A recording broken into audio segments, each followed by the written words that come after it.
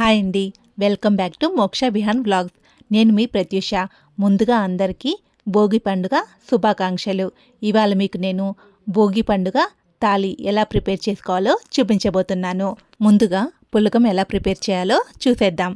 ముందుగా పులగం ప్రిపేర్ చేసుకోవడానికి పావు గ్లాస్ పెసరపప్పును తీసుకొని బాగా వేయించుకోండి. పెసరపప్పు ఎర్రగా వేగగానే వీటిని ఒక ప్లేట్లోకి కానీ గిన్నెలోకి కానీ ట్రాన్స్ఫర్ చేసుకోండి.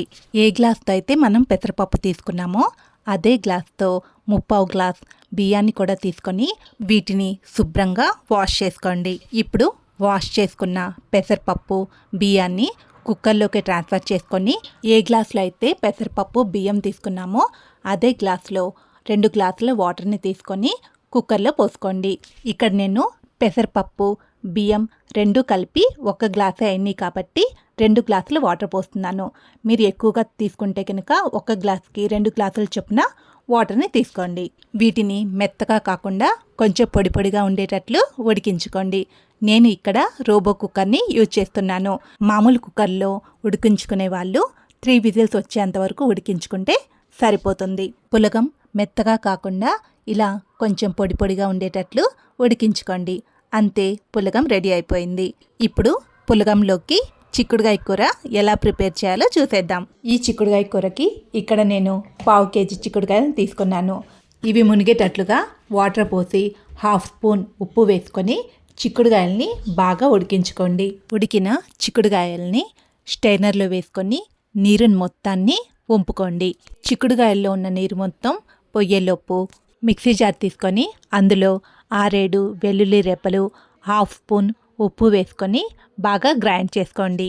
ఇలా గ్రైండ్ చేసుకున్న తర్వాత ఇందులో మరో 2 స్పూన్ల కారం వేసుకొని మళ్ళీ ఒకసారి గ్రైండ్ చేసుకోండి. కారం ఇలా గ్రైండ్ చేసుకొని పక్కన పెట్టుకోండి. ఇప్పుడు చిక్కుడుగాయ కూర చేసుకోవడానికి కళాయి తీసుకొని అందులో 1 టేబుల్ స్పూన్ ఆయిల్ వేసుకొని ఆయిల్ బాగా వేడెక్కగానే అందులో 1 స్పూన్ పచ్చిశనగపప్పు, 1 స్పూన్ మినప్పప్పు, 1/2 స్పూన్ ఆవాలు, 1/2 స్పూన్ జీలకర్ర వేసుకొని మొత్తం బాగా వేగనివ్వండి. అవి వేగగానే అందులో 2 ఎండుమిరపకాయలు, 1 రెబ్బ కరివేపాకు కూడా వేసుకొని వేయించుకొని అందులో మనం ముందుగా ఉడికించి పెట్టుకున్న చిక్కుడుగాయల్ని అందులో వేసుకొని మొత్తం ఒకసారి బాగా కలుపుకోండి. మొత్తం కలుపుకున్నాక అందులో 1/2 స్పూన్ పసుపు కూడా వేసుకొని ఒకసారి మళ్ళీ కలుపుకొని అందులో మనం ముందుగా గ్రైండ్ చేసి పెట్టుకున్న ఎల్లిపాయ కారాన్ని కూడా వేసుకొని కలుపుకోండి. కారం ఎక్కువగా తినాలి అనుకునే వాళ్ళు కొంచెం ఎక్కువగా వేసుకోండి. తగ్గించి తినాలి అనుకునే వాళ్ళు తగ్గించైనా వేసుకొని మొత్తం ఒకసారి కలుపుకోండి. అంతే, పులగంలోకి చిక్కుడుకాయ కూర రెడీ. నెక్స్ట్ మనం గుమ్మడికాయ కూర ఎలా ప్రిపేర్ చేయాలో చూసేద్దాం. ఈ గుమ్మడికాయ కూరకి ముందు ఒక గుమ్మడికాయ తీసుకొని దానిపైన ఉన్న చెక్కు మొత్తం తీసేసి అందులో ఉన్న విత్తనాలను కూడా తీసివేయండి. ఇలానే అన్నిటికీ విత్తనాలు చెక్కు తీసేసి గుమ్మడికాయని మరీ చిన్నగా మరీ పెద్దగా కాకుండా ఇలా కట్ చేసుకోండి. నెక్స్ట్ ఒక కళాయిలో 1 టేబుల్ స్పూన్ ఆయిల్ తీసుకొని ఆయిల్ వేడెక్కగానే 4-5 ఎండుమిరపకాయల్ని తుంచుకొని వేసుకోండి. ఇప్పుడు అందులోని ముక్కలుగా కట్ చేసి పెట్టుకున్న గుమ్మడికాయ ముక్కలు 1 కప్పు బెల్లం వేసుకొని మొత్తం బాగా మగ్గనివ్వండి. బెల్లం ముందుగానే వేసుకుంటేనే ముక్కలకి బెల్లం బాగా పట్టి ముక్క చాలా రుచిగా ఉంటుంది. ఒకవేళ స్వీట్ ఎక్కువగా తినాలి అనుకుంటే ఇంకొంచెం బెల్లమైనా వేసుకోవచ్చు. తగ్గించి తినాలి అనుకుంటే కొంచెం తగ్గించుకోండి. అసలైతే 1 కప్పు బెల్లం పర్ఫెక్ట్గా సరిపోతుంది. ఈ గుమ్మడికాయ ముక్కలు ఉడకడానికి ఇందులో వాటర్ పోయవలసిన అవసరం లేదు. కాయలో ఉన్న నీరే ముక్క ఉడకడానికి సరిపోతుంది. దీన్ని మూత పెట్టుకొని ఒక 5 నిమిషాలు ఉడికించుకోండి. 5 నిమిషాల తర్వాత మూత తెరిచి ఎంతవరకు ఉడికిందో ఒకసారి చెక్ చేసుకోండి. 5 నిమిషాల తర్వాత ఇందులో ఉన్న బెల్లం మొత్తం కరిగిపోయి ఈ విధంగా ఉడుకుతూ ఉంటుంది. ఇందులో ఉన్న బెల్లం నీళ్లు దగ్గర పడేంత వరకు ఉడికించుకోండి. ముక్కలు ఇలా బెల్లం నీళ్ళల్లో ఉడకడం వల్ల ముక్కకి బెల్లం బాగా పట్టి ముక్క టేస్ట్ అద్దిరిపోతుంది.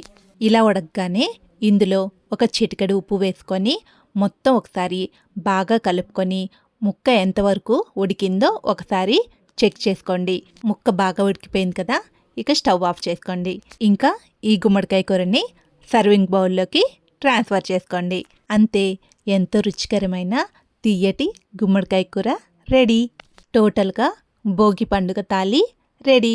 కొంతమంది భోగి రోజున పులగంలోకి బెల్లం, నెయ్యి కానీ, చిక్కుడుకాయ కూర కానీ, గుమ్మడికాయ కూర కానీ కలుపుకొని తింటూ ఉంటారు. ముందుగా పులగంలోకి కొంచెం నెయ్యి, చిక్కుడుకాయ కూర వేసుకొని ట్రై చేద్దాం.